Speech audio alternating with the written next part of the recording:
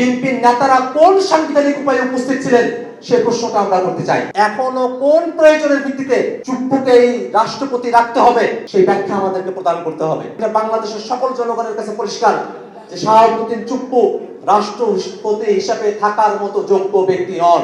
আমরা তাদের কাছে জানতে চাই যে সংবিধানের 106 অনুচ্ছেদের বদৌলতে রাষ্ট্রপতি কোর্টের থেকে পরামর্শ চেয়েছিলেন, তখন তো কোনো প্রধানমন্ত্রী ছিলেন না।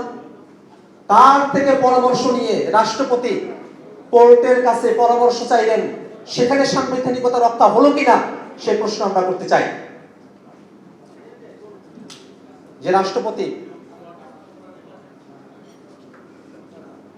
একটা তত্ত্বাবধায়ক সরকারের ফর্মুলা সংবিধানে না থাকার কারণে হাসিনার সময় থেকেই বলা হতো তত্ত্বাবধায়ক সরকার হবে না।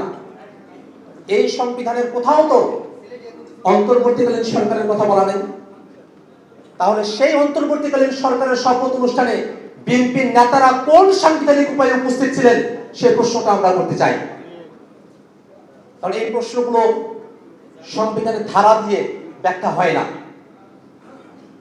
এই প্রশ্নগুলো ব্যাখ্যা হয় জনগণের অভিপ্রায়ের ভিত্তিতে। জনগণের অভিপ্রায় ছিল বাংলাদেশ থেকে ফ্যাসিবাদ উৎখাত করার।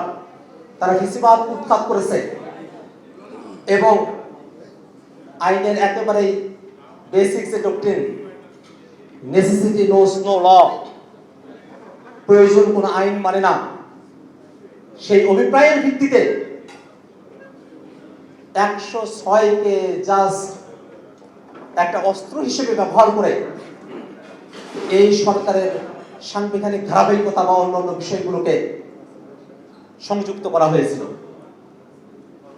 একটা বিষয় খুব অদ্ভুত ভাবে আমরা খেয়াল করি, রাষ্ট্রপতি পদে চুপ্পু রয়েছেন। আমরা তার পদত্যাগের কথা, অপসারণের কথা সেই শুরুর সময় থেকে আমরা বলে এসেছি। আমরা যখন বৈষম্য বিরোধী আন্দোলন এবং জাতীয় নাগরিক কমিটির পক্ষ থেকে রাষ্ট্রপতির অপসারণ চেয়েছি, তখন এই সংবিধানের বোদ্ধারা তারা এসে বলেছেন যে দেশে প্রধানমন্ত্রী নাই, সংসদ নাই, স্পিকার নাই, যদি রাষ্ট্রপতি পদে যে ব্যক্তি আছেন তিনিও না থাকেন তাহলে যে সাংবিধানিক শূন্যতা তৈরি হবে সেটা পূরণ করার মতো কোনো বিকল্প আমাদের হাতে নাই। রাষ্ট্র কাঠামোটা যেভাবে চলছে সেটাকে ঠিক রেখে বাকি যা কিছু আছে সেগুলোর দিকে মনোযোগ দিয়ে নির্বাচনের পরে এই বিষয়ে সুরাহা করা যেতে পারে।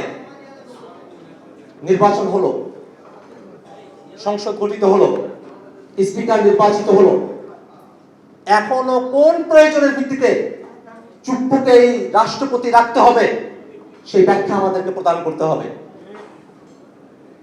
আমরা যখন এই কথা বলি তখন সংবিধানের অপবোদ্ধারা তারা রাষ্ট্রপতির অফিস এবং রাষ্ট্রপতি হিসেবে চুপ্পু এই দুইটি বিষয়কে তারা গুলিয়ে ফেলেন।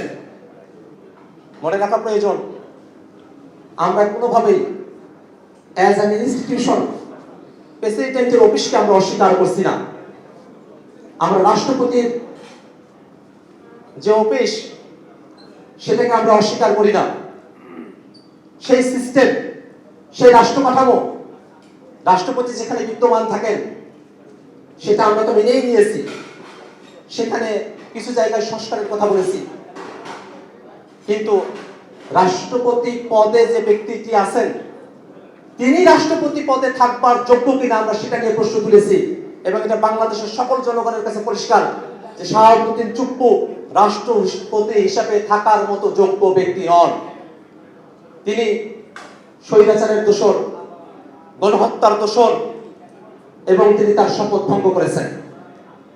তিনি মিথ্যার আশ্রয় নিয়েছেন, রাষ্ট্রীয় গোপনীয়তা লঙ্ঘন করেছেন।